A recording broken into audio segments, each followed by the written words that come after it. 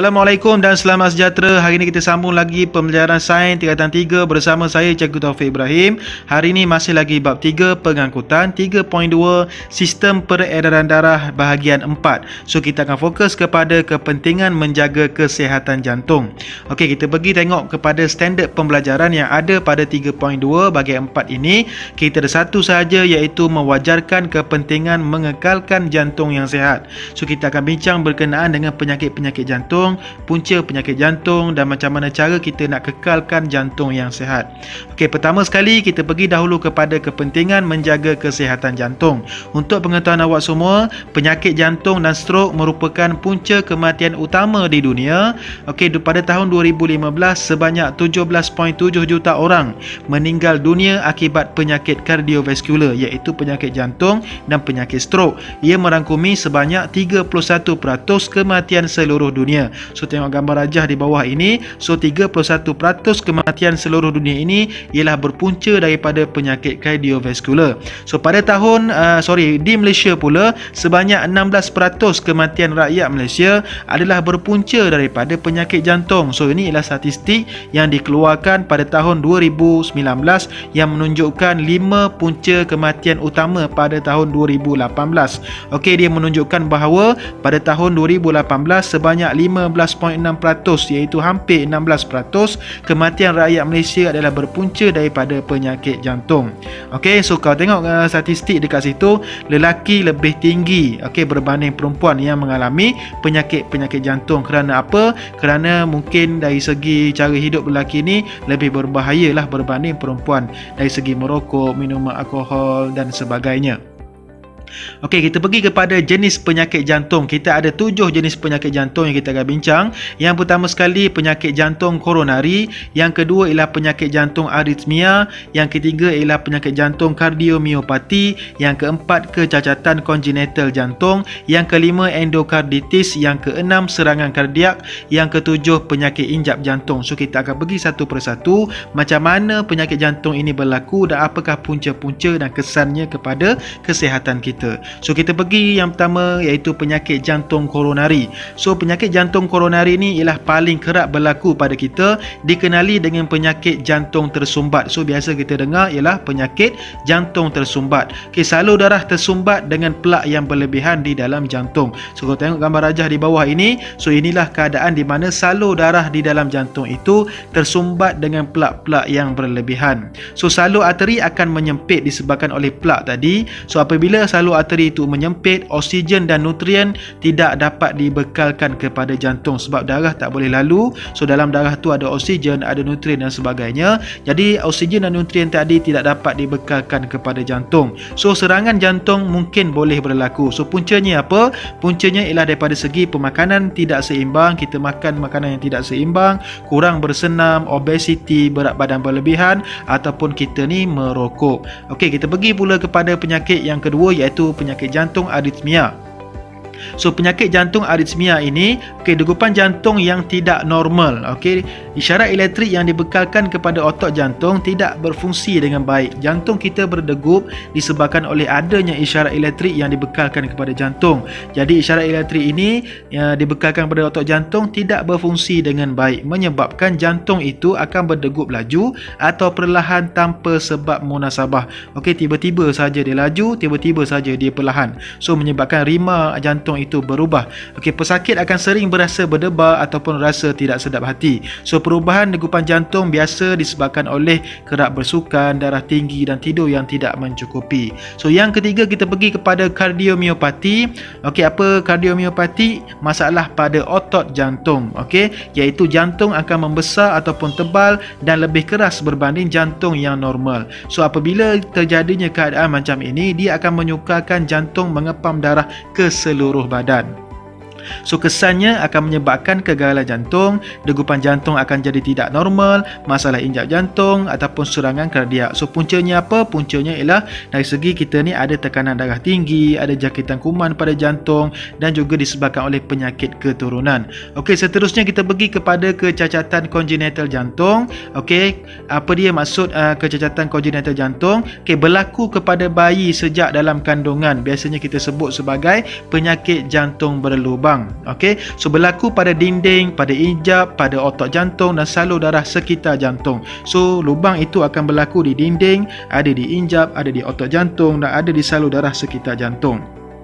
So apa kesannya? Mengganggu fungsi jantung, mengepam darah. So peredaran darah akan jadi perlahan. So mungkin darah itu akan pergi ke arah lain, tak ikut arah yang sepatutnya. So simptomnya ialah yang pertama sekali, kulit pucat kebiruan, terutamanya di tapak tangan, tapak kaki, di bibir, okey, bengkak di bahagian kaki dan tangan, selalu mengah, okey, penat dan sukar bernafas, kerap penat dan tidak bertenaga, dan degupan jantung menjadi tidak normal. Okey, seterusnya kita pergi kepada penyakit endokarditis. Okey, endokarditis ini ialah kerosakan ataupun jangkitan yang berlaku dalam jantung, terutamanya di bahagian dinding dan di bahagian injap jantung. Okey, so tengok kat sini. Okey, inilah kerosakan ataupun jangkitan yang berlaku pada dinding ataupun injap. Di sini kita tengok dengan gambar ni ialah pada injap jantung lah. Okey, so tengok ni gambar aja yang betul. Okey, di situlah berlakunya endokarditis di injap jantung. Okey, puncanya ialah jangkitan bakteria dan virus. Okey, biasanya dia akan masuk ke dalam darah melalui mulut ataupun hidung kita. Okey, jadi kesan buruk kepada jantung, boleh juga menyebabkan kepada kematian. Okey, jadi risikonya dia akan menyebabkan kerosakan pada injap jantung, boleh menyebabkan penyakit aritmia yang kita bincang tadi, dan boleh juga menyebabkan kecacatan pada jantung. So tandanya kita menjadi demam, sukar bernafas, menjadi ruam dan bengkak di kaki. Okey, jadi caranya ialah kita mestilah menjaga kebersihan mulut, gigi dan gusi supaya kuman-kuman ataupun bakteria tidak masuk ke dalam mulut dan pergi ke darah kita. Alright, dan seterusnya akan efek kepada jantung kita. Okey, seterusnya kita pergi kepada serangan kardiak. Okey, jantung mempunyai sistem elektrik untuk mengawal kadar degupan jantung yang kita bincang tadi. Jadi berlaku apabila sistem elektrik jantung terganggu. Okey, akan menyebabkan degupan jantung terlalu perlahan, terlalu laju ataupun terhenti dengan tiba-tiba. Okey, jadi ini sangat bahaya. Contohnya, kalau tengok gambar rajah di bawah ni, di sebelah kiri ni, jantung tu tiba-tiba dia jadi perlahan, tiba-tiba dia jadi laju, dan tiba-tiba dia boleh berhenti dengan tiba-tiba. So sangat bahaya. So penyakit serangan kardiak ini berbeza dengan serangan jantung. Okey, serangan jantung ini disebabkan oleh saluran pada jantung yang tersumbat, tapi serangan kardiak ini lebih kepada sistem elektrik, okey, yang mengganggu kadar degupan jantung. Okey, puncanya ialah daripada segi kecederaan fizikal, dari segi keturunan, okey, mungkin juga dari segi penyakit jantung yang lain. Okey, bantuan kecemasan seperti CPR, okey, resusitasi kardiopulmonari diperlukan apabila seseorang terkena serangan kardiak. Okey, seterusnya kita pergi kepada penyakit injap jantung.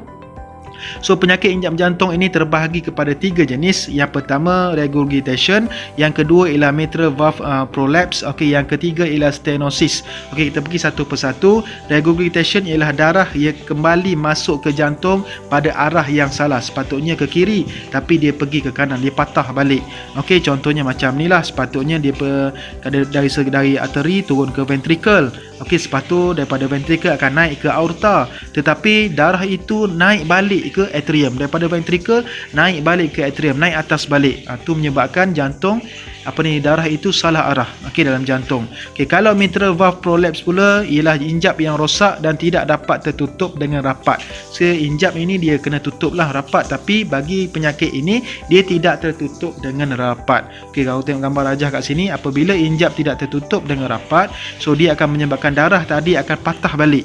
Dia akan patah balik naik ke atas. So tengok kat bawah tu, daripada atrium turun ke ventricle, tapi injap tadi tak tutup rapat, menyebabkan darah daripada ventricle naik balik ke atrium. Okey, yang ketiga ialah stenosis. Bukaan injap tidak cukup besar dan menyukarkan darah untuk lalu. Okey, kalau tengok dekat sini, okey, tengok injap tu yang di bawah tu, tu dia tak buka luas sangat, jadi darah pun susah nak lalu. Kalau darah susah nak lalu, oksigen, nutrien semua pun kuranglah pada badan kita. Okey, so tanda ialah bunyi murmur pada jantung. So kalau pergi ke klinik, doktor akan letak stetoskop di dada kita. Kalau ada bunyi murmur di jantung kita, itulah tanda kita mempunyai penyakit injap jantung. Okey, puncanya ialah jangkitan kuman, serangan jantung ataupun berlaku sejak lahir lagi. Okey, jadi faktor risiko kesihatan jantung ini Yang pertama sekali, risiko yang boleh menyebabkan kita dapat penyakit jantung. Yang pertama, kita mempunyai berat badan yang berlebihan ataupun obesiti. Yang kedua, kita mempunyai diabetes, kencing manis yang tinggi. Selepas itu kita juga mengalami tekanan darah tinggi. Yang keempat, kita suka minum minuman beralkohol. Dan yang seterusnya ialah kita ni kerap merokok ataupun kuat merokok. So inilah faktor-faktor yang meningkatkan risiko kepada jantung sakit lah. Yang seterusnya kita akan pergi kepada macam mana cara kita nak kekalkan jantung yang sihat. Yang pertama sekali, kita kena kawal berat badan kita, janganlah jadi obes. Terus kita kena turunkan berat badan kita jadi berat badan ideal lah. Kalau kita tengok BMI tu, tengok BMI yang normal. Seterusnya ialah kita mengamalkan pemakanan yang sihat.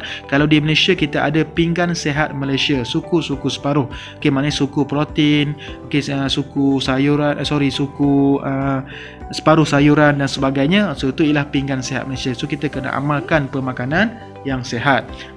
Yang ketiga, kita kawal tekanan darah kita supaya taklah tinggi, tak rendah, kita normal saja di tengah-tengah. Yang keempat, kita mengawal diabetes kita, kurangkan minum manis dan sebagainya. Yang kelima, kita janganlah merokok dan minum minuman beralkohol. Dan seterusnya, kita kerap bersenam. Kita kena kerap bersenam supaya jantung kita tu sihat untuk mengempam darah ke seluruh badan, membekalkan oksigen ke seluruh badan. Jadi setakat tu saja. So boleh cuba jawab soalan yang saya sediakan di bawah ini. Macam biasa, tekan link saja di description video di bawah ini. Selepas itu kalau ada soalan ke apa ke, tanya dan boleh jawab atau boleh tanya di komen. Dan kalau ada pengiraan dan sebagainya, boleh pergi saja ke page Facebook saya, Cikgu Taufik Ibrahim. So kita akan sambung kepada pembelajaran seterusnya, iaitu 3.3 kita akan belajar darah manusia. So kita akan belajar darah manusia selepas ini. So setakat itu saja. Terima kasih. Assalamualaikum dan selamat sejahtera.